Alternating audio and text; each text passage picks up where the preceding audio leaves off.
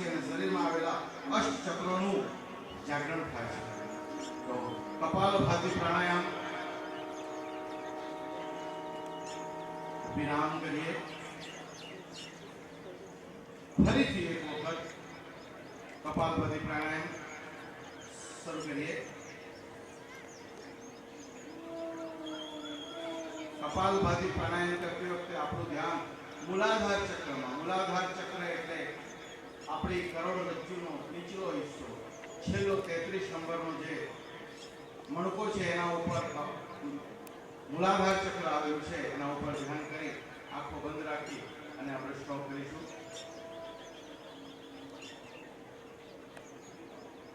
વિરામ.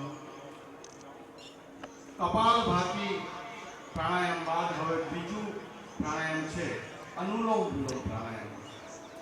અનુલોમ વિલોમ પ્રાણાયામ